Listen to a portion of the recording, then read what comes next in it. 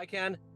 I'm gonna get all organized here and move some stuff around. Hi, how are you? Hey, I'm good. Nice to meet you. Nice to meet you. Where are you out of? You down in are you in New Orleans, actually? I wish I'd love to get down there. I'm in Kansas City. Okay, maybe I just assumed jazz. That's it. Well, there you go. It's another cradle of jazz for sure. So, where are you located?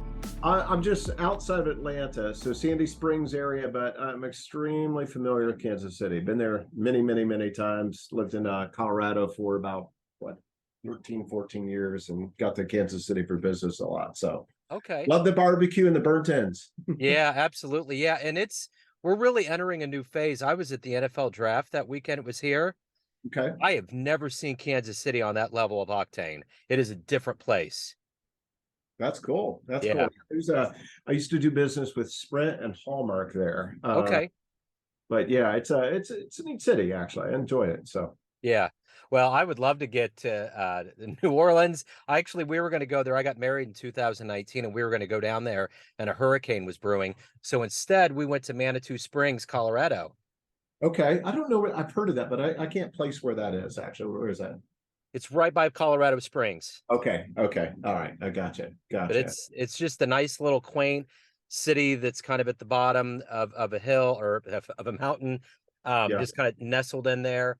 And yeah, it was a great time. Yeah. yeah. So Awesome. Well, congrats on the marriage and all that. I'm scared to go to New Orleans, unfortunately. I've heard that yeah, average time for cops to show up is 2.5 hours now. It's like, man, I can be stabbed, gutted, yeah, bugged, name it, yeah. and it doesn't matter. I mean, there's no saving you if you're in trouble there. So Yeah, they say that things can get depending on where you're at and what time it is and all of that, it can get kind of sketchy. yeah, So yeah, yeah.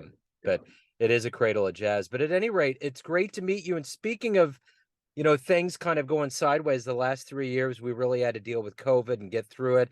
How did you get through it? And how Right. has it changed the way that you approach life now? Well, I mean, boy, how did I get through it? It honestly did not impact me, Joe. And I know that wasn't what you were looking for. We were probably hoping for this incredible tragic story, which would be a lot more fun to talk about. No, I'm not.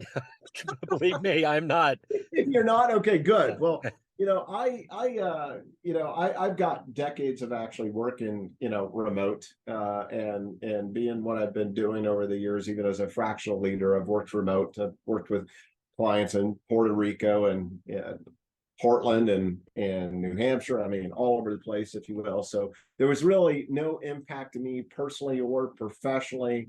Atlanta was very, open, right? And I'm sure Kansas City was probably one of those cities that was as well. So we didn't close down. I did go through a lot of dynamics and helping some of, I had a very large client at that point, about a $250 million three generation business, mechanical engineering business out of New Jersey. So that was a different environment, and as a fractional COO there, and I had to actually help them with their strategy.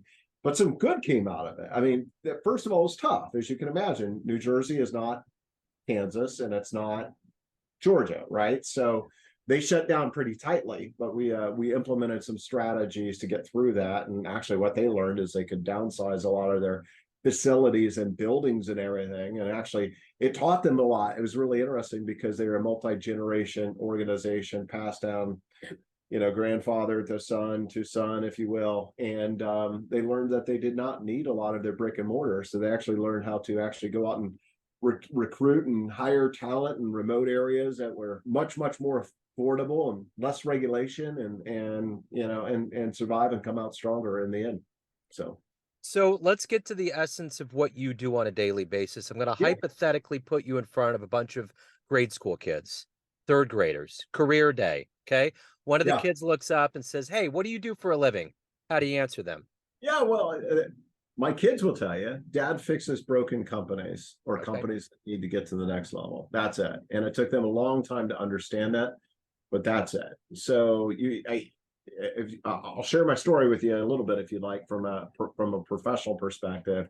So before I do that, I came from three generations of entrepreneurs, right? And my father was one of those types, and mom were one of those types that put all the money on, red 32 all the time.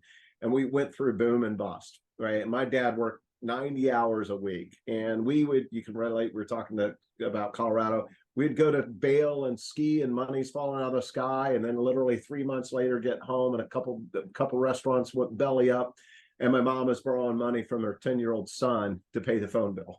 So, Wow.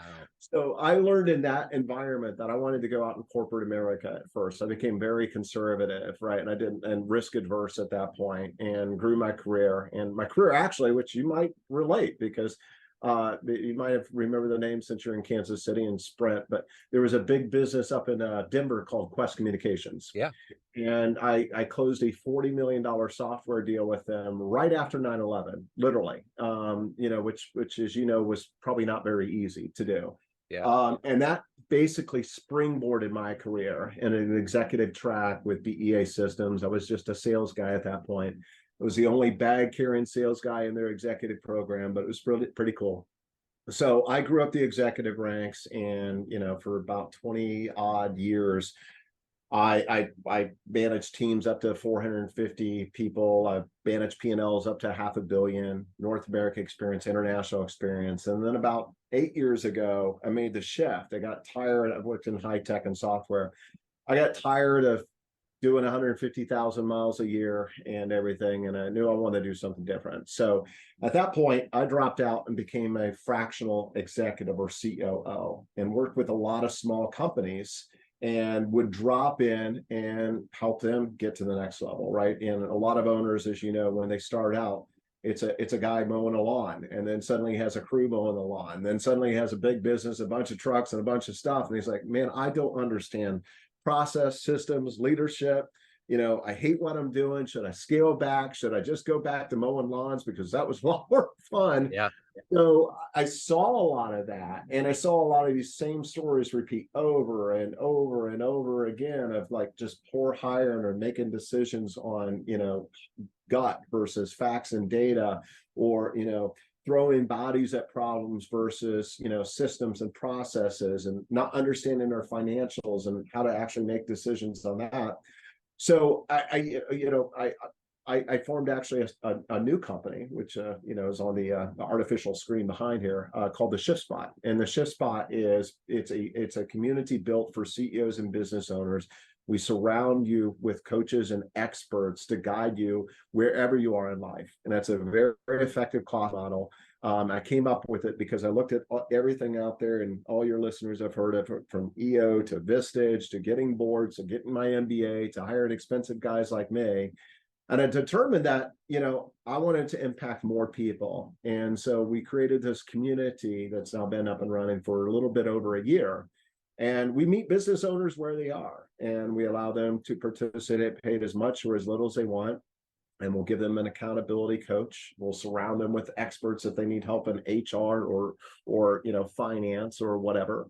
And we've got these virtual rooms set up, if you will, where they can solve issues together, professionally moderated, right? So, which is really cool. So that's kind of my career path, if you Sure. will. Entrepreneur family to big corporate America, fractional executive, learned a lot, to now doing that. But bottom line, I'm a guy that now loves working with small businesses, right? And I love, just honestly, I love helping owners out and CEOs out that just they may not have the experience. I mean, what I found is, in studies out there, 50% of most owners and CEOs learn everything in their own business, right? My dad was one of those, right? He never worked for anybody. Yeah. So that's daunting if you think about it. I learned about finance teaching myself. I learned about leadership teaching myself. I learned about business to myself, right? So, I wanted to help those folks. So we work with basically companies, which is 98% of the United States, 100 employees or below, right? Get breakout results, and we help them actually transform from working in the business to working on the business. So you obviously come from a generational line of business, but what Yeah. was that always in your I guess in your future when you were a kid? What did you want to be? Yeah, well, when I was a kid, this is going to date me, and I won't ask your age. You look young though. But when I was a kid, I wanted to be Jacques Cousteau. Okay. I don't know I if like you it. remember that. So, yeah, Yeah. yeah. So that's what I wanted to do to answer the question as a kid. But so I started scuba diving when I was like 12, and I had this fantasy I was going to do something like that. But then when reality set in, I was the type of kid that I started my own painting company. I started my own lawn business, and during the summer, I had an El Camino that me and my buddies would load up and do projects all over the place, right? So I started doing business and making my own business cards and putting out flyers and all that. But I knew just watching my dad go through life, I was like, the first thing I'm going to do is not run my own company. I Yeah. want to go out there and learn with professionals from professionals and be confident in that at first, right? So because I saw him make a lot of mistakes, and quite honestly, I wasn't prepared to take that risk on at first. So, of all of the businesses that exist out there, we always love that rise to the top. What's been the most impressive business model you've seen in your life? The most impressive business model, boy, let me just kind of rephrase it. Maybe the best business model is any sort of MRR model and or SaaS model, based upon just, the predictability, the multiple that you can put on the business when exiting the company. So, those are the businesses that I think do the best. I don't know if that answered your question Yeah. specifically. Go I ahead and yeah. Well, I think a part of it is, we always hear these stories of Steve Jobs and Apple and, Mm-hmm. Coca-Cola, Atlanta based, or the Yeah. rise. And I even remember hearing a story about the FedEx owner got so desperate at one point, he went to Vegas and gambled and made enough money to like float the business for a I little did while. not know that. That's a Yeah.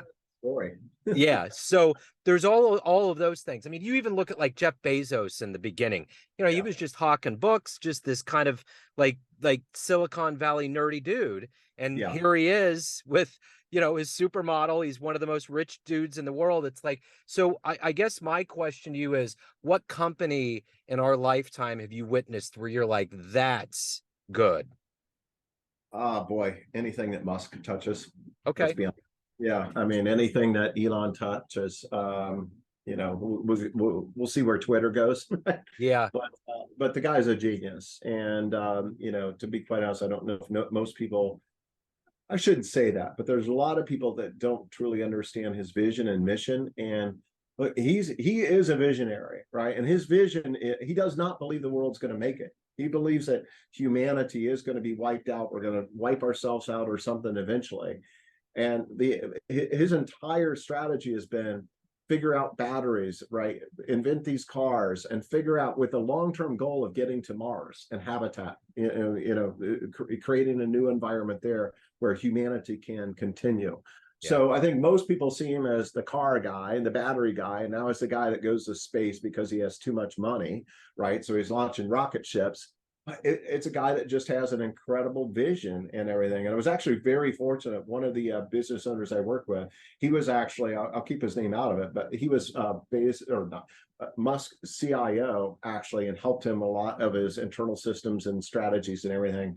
And then he launched his own company, of which he hired me short term, short term, it was about 2 years, as his fractional COO to help build up his company. But Wow. I mean, if you're going to ask me who I admire the most from a business perspective and a visionary perspective, it's definitely Musk. But look, you can make money. You can make money in lots of different, businesses. And it's really just setting yourself up with the right business acumen and assistance and surrounding yourself, which we actually do at the Chef Spot, to make you successful or help you be successful is really what matters. Yeah, I mean, I coined this term called the chaos industries. I don't know if probably have never heard of that Right. because I coined it. But chaos industries to me are construction, they are landscaping, they are HVAC, mechanical engineering, all that stuff, right? These are companies that are generally growing at a very fast rate, right? They generally, most of them, not all of them, but HVAC specifically, even high margins, right? Lots of cash flow, right? But they get to 5 million, 10 million, 20 million, 50 million. You know, we've got somebody in the community owns an $89 million painting business. Some of his clients are Disney, and he's got the same problems. And I call them the chaos industries because regardless of where they are, they're all running around like chickens with their heads cut off, Yeah. right? Because they haven't put the right systems, processes, and everything in place to help them actually grow and scale their company. So, Yeah. So who's been a hero for you in your life? oh boy, that's a great question. I got to say, the first person that comes to mind, and it's my mom. Excellent. And Mother's Day is just around the There you corner, so go. and Yeah. she'll never see this, right? But it is definitely my mom. So my dad was a great guy, love him to death, but he was never there. I mean, they're still married today, but he worked day and night, you know, especially if you're familiar with the restaurant industry, you're never off, right? You're never unplugged. You know, still remember as a kid, he'd get home 11:30, 12 o'clock at night, and every Friday or on Fridays, it was Taco Friday, watch the Duke of Hazards and stay up late and watch dad come home. But it was my mom. She was, you know, she was always there for me. Soccer coach, school, volunteer, you know, super mom. And she taught me a lot about integrity and work ethic and just, you know, doing what I say and all that good stuff. And plus, just I'm from the Midwest, right? So, Yep. you know, just you know, good old Midwest upbringing Yep. with a Yeah. So just for point of reference, all of these references make sense. I still, it doesn't happen that much, but sometimes I'll get carded. And I always tell the people I was around when Nixon resigned. I'm 50. I turned 50 last year. oh, good So for you, man. Good yeah. for you. So Well, we're good. chugging along. Yeah, good. I just turned 53, so I'll suppose. Okay. Cool. Yeah. Yeah. Yeah. We come from the same generation. Yeah. So let me ask you this. You know, you're obviously you're not the kind of guy that's going into a job and that's it and you wipe your hands of it. You're helping people. You're putting Yeah. a lot in. Yeah. What is the motivator for you every day? What is it that gets you moving and makes you look back on the day and say, you know what? That made sense. Well, I'm a high achiever and I don't like results. All right. And I've always been that way. So, you know, I'm a high D followed by C on desk. Myers, I'm the executive. I won't go through all my testing and everything, but I love results and I love winning. And when I say winning, I don't mean Ken Paskins winning. I mean the team and the environment and who I'm with, and it's all of us together, right? But I've always just been a guy that just likes to achieve, and I love working with CEOs and owners specifically that came up with a great idea and it's taken off and it can get off the rails sometimes and they just need a little bit of help getting through that. But I think I answered your question. I mean, it's Yeah. just pure drive, I mean, honestly. Yeah. So So as a results oriented kind of business mindset, what's been the best success story that you've been involved with?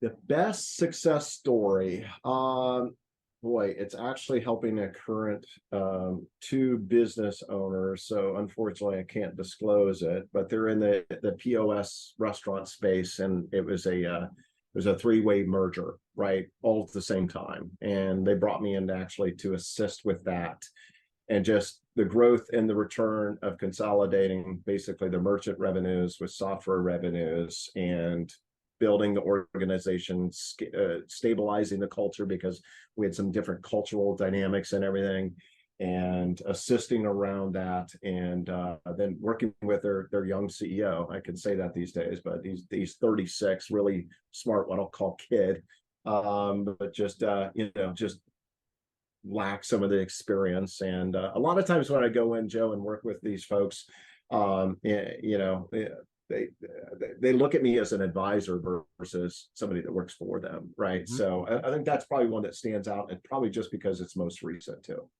So throughout your life, through the ups and downs and everything that you've gone through, Yeah. you gain wisdom. Let's Yep. say you have a dream tonight. You run into the 20-year-old version of yourself, and you Oh could gosh. give that younger version of you a piece of advice based on Yeah. all of these things you've learned in your life. What would you tell your young version? It's embarrassing, but I gotta say it. Probably take that drive, get closer to God earlier, and don't lose focus on what's important. So just like anybody that goes, up through the ranks quickly, one of those. And you know, I was a great father, still am today, right? My girls will say that. But I focused on my career, I focused on money, I focused on power, rose up and got disconnected from my first marriage, right? So engaged again to a beautiful, wonderful woman, to be married this September. But Oh, my congrats. advice would be, you know, don't lose balance, right? Don't lose balance in your life. And that's actually one of the things, to be quite honest, and this isn't a pitch, I promise you, but one of the key things that we have actually in the shift spot, if you go look at our website, one of the things that we have in there is a balance equation, where we actually help the CEOs and bring experts in around health and mental health and physical health and everything. And we preach about, hey, look, to be a great owner, a great CEO, you've got to have that balance, right? But that would be my advice. And that 20-year-old kid or 20 years ago probably would have said, I hear you, but it's not going to affect me. Uh-huh. That's the problem with youth. Yeah, I'm a Libra, so I get the balance thing, but I think it probably, in your particular situation, you came from so many high level people that were in business, especially your father. Yeah. When you watch that, the apple doesn't fall too far. You kind of have to learn your own footing. Yeah, but my father and I were different. I was a kid that looked at my father, and I honestly questioned a lot of times, how's this guy not go bankrupt? Right. He took all the risk in the world, Joe. I mean, he was one of those guys. He's like, yeah, I mean, it was crazy, and he survived it and excelled through it and made it through it. But yeah, I hear you. You're right, but we're also very different from that aspect, also. So it's jump out of the airplane and we'll figure the parachute out later. Exactly. It looks fun. Let's go. We'll find it. And then Yeah, it's the cartoon rip and it's just silverware flying out. yeah, Um, so um, let me ask you this. sure. At the end of the day, of all of the things that you've done and accomplished and the people that you've helped and everything you've done, what are you the proudest of?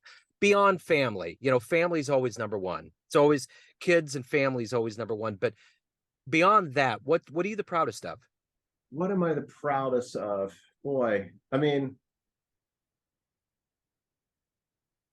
beyond family, tied to business. Man, if you take family out, that's tough.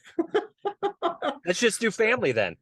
yeah, yeah. Well, that's easy then. Three beautiful girls that Yeah. I'm blessed. And a lot of people, when I say that, they're like, ugh, three girls, 18 to 25, never Yeah. been into drugs, never into alcohol, always hot. Well, the apple doesn't fall far from the tree.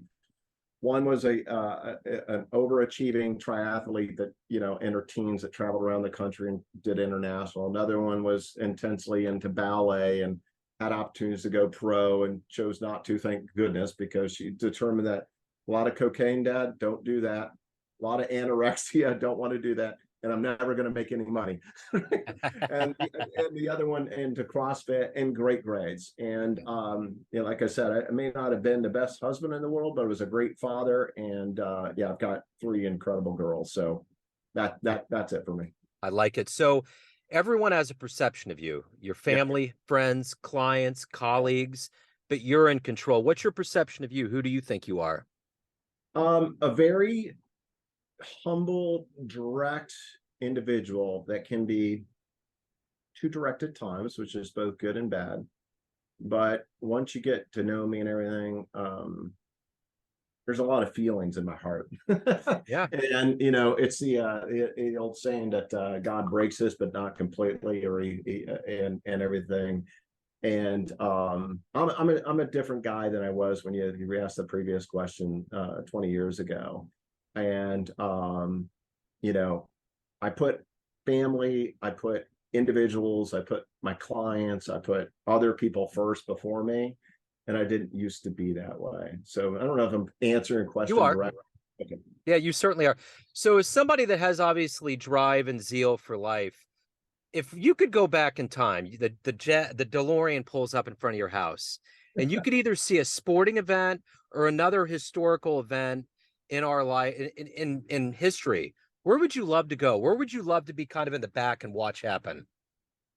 Sporting or history, man, I'm a history buff. That is for sure. It have to be a point in history. And what would it be? This might sound silly, but back in Abraham Lincoln's days, Yeah. right, of where the country is being ripped to shreds, right? We talk about battles these days. They would lose 70,000 in a day, right? Yeah. The country ripped to shreds, and to see that and understand that and the angst and everything. We talk about how challenging things are today with, the global dynamics and, everything else going on. To see that, and then how the country transformed and Hmm. made it through that. I think seeing that, understanding that, and then actually just now doing it, reflecting back, because there's oftentimes I'm really scared in where we're at. Reflecting back, if we can make it through that, we can make it through anything. Yeah, That's absolutely. really kind of cool. I agree. I actually recently asked somebody that, Yeah, and they said they wanted to go back to that 1980 hockey game where we beat the Russians. And I was like, you that's were pretty. there? Yeah, You were there. I was like, wow, what a feeling that would have been, yeah, you know, yeah. That's a good one, actually. That's a really, because yeah, everyone that was going in there, the hopes were high. We've seen the movie Hindsight's 2020. We yeah. knew that there was a hype, but no one really thought we're gonna beat the Russians. Well, plus they had pros, and we had a bunch of, Yeah, you know, just yeah. It was you a and I miracle. on ice. Yeah, right, right, right, right. Yeah, if I was there, I would have loved to have been right behind Al Michaels when he just screamed at the end. Do Yeah, you believe in miracles? It would have been so cool to see that, you yeah. know. Now the coolest hockey game. I know that wasn't your question, but I living in Colorado was a big Avalanche fan and everything. And Yeah. I was Game 7 when I think it was their second cup. Yeah, I know it was. And Ray Bork raised the cup and everything, Oh, and wow. that was fun. That would be cool to see that Yeah, kind of pageantry. Because thinking about Kansas City, yeah, I would have loved to have been at that wild card game in 14 when we beat Oakland, that marathon. yeah, And I yeah, knew people that were there. There was one of my best friends told me, I didn't realize until many months later. He was like, I was there, and I don't think he slept all night. Like, I've yeah, talked to people that it was probably the most adrenaline that they had been through yeah. in most of their lives, and they literally couldn't sleep, which would be a great problem to have. Yeah, when you get to an event like that, so I've been to 2 Stanley Cups and some other pretty large sporting events and everything. It's amazing how much it drains of you as a Oh, fan. I mean, you're in it. I mean, you are in it. So it's cool. That is it, fun. it's wild. I work, my day job is as an IT technician for a school district here in Kansas City. Okay, cool. Yeah, so I do take pictures and video. And about before the pandemic, probably in 19, we were going back to state, the basketball team was. We had a really good basketball team. And I was Nice. on the sidelines filming the whole thing. Yeah, Wow. Just being there on the sidelines and feeling all of that, I got yeah. away from it. And it was a euphoria and a draining feeling that I'd never felt in my life. I was Yeah, and it's high literally, school. Right? right. I know. Yeah, I yeah, yeah. know. Very cool. But it's still that whole thing where it's like, then you start talking to these people. For instance, Brett Phillips, who played for Tampa Bay, and he had that big hit some few years back. Yeah, Well, that previous year he was with the Royals, and my son is in the autism spectrum, and the YMCA had an event where they had a fashion thing. He yeah. was waiting backstage, and Brett was with the Royals and was one of the people, and he was so nice, so good Nice. with Miles and all of that. So after he hit that ball, they Yeah. said that he was so drained that the minute he got done interviewing, he had to go get oxygen. He was so blitzed because he Yeah. dreamed about that his whole life. Like, what would I do? Like the wiffle ball play in the 80s. What would Yeah. I do if this came to materialize? And he lived it, and it was just totally a shock to his system, you That's know? cool. Very It's cool. awesome. Um, so anyway, Ken, if anyone out there wants to get any more information on you, hire you, anything related to your world, where do they go? Yeah, so go check us out, www.theshiftspot.com, right? Or you can email me directly, ken@theshiftspot.com, and happy to answer any questions. And look, I tell people this all the time. Just jump on the phone with me. I love to add value. I love to help people. It's honestly, it's my calling of where I'm at in life. And you know, if you don't want to join our community, that's your call. But Sure. if I can help you out and everything, we walk away as friends. That's great. So looking to just help people make relationships. So I kind of have this secret poll with everybody from the South. I want to know Okay, boiled peanuts, yes or no? I'll say yes, but I'm not from the South. I But know that's the yeah, reason. yeah. As a Okay, so transplant, Indiana to Colorado, now to the South. But yeah, boiled peanuts are good. okay. Because when I saw it the first time, I actually went to a dance competition for my stepdaughter in Florida, and we came Yeah, back up through. And I don't know if I noticed it and said, "What is this?" But it was just yeah. this big pot, and they're like, "It's boiled peanuts." Because when you come from the Midwest, if you get those peanuts wet and they're sitting around, You throw them away. yeah, I don't want that. But Yeah, it's like a delicacy. So anyway, yeah, weird. yeah. They're good. Okay, all right. Next time I'm down in those parts, I'm gonna really wrap my head around getting a good portion of them. So Yeah, definitely. And shoot me an email. Love to hook up with you for coffee, beer, whatever. absolutely. So Sounds great, man. Yeah. Ken, this has been great. Thank you for opening up. Best of luck with everything. thanks, Joe. Appreciate your time, and it's a pleasure being with you. Yes, sir. Thank you. Take care. See ya.